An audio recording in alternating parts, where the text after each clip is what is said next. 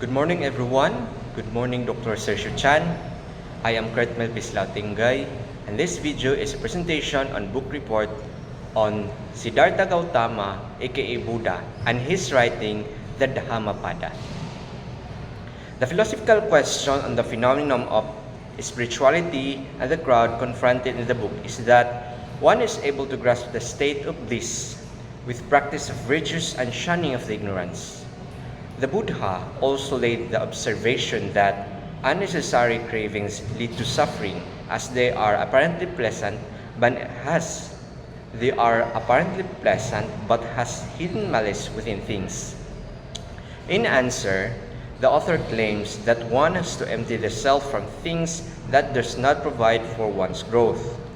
There are vices in the guise of gaiety which trick the person and part him or her away from genuine happiness which is embodied in wisdom.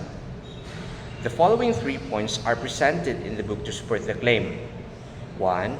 Emotions can help person to deal with the events in the world, but by misuse can lead to corruption and beginning of sufferings that leads to the need for cultivation, discipline, and balance.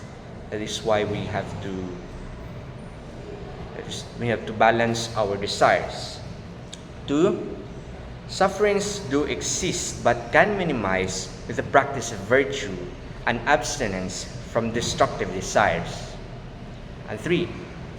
One is possible to maintain a life of virtue with companions sharing the same wisdom, as stated in the Dhammapada, verse 78.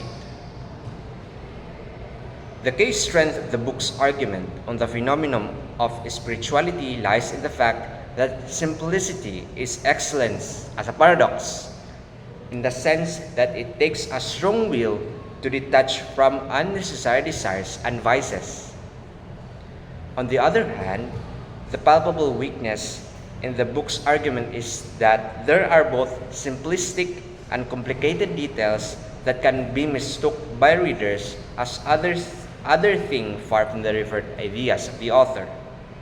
So there are complex situation or use of words that can be misconceived as something different or something to be correct but is away from the idea of the author of Buddha. So somehow those are just minor details we have to pay attention on.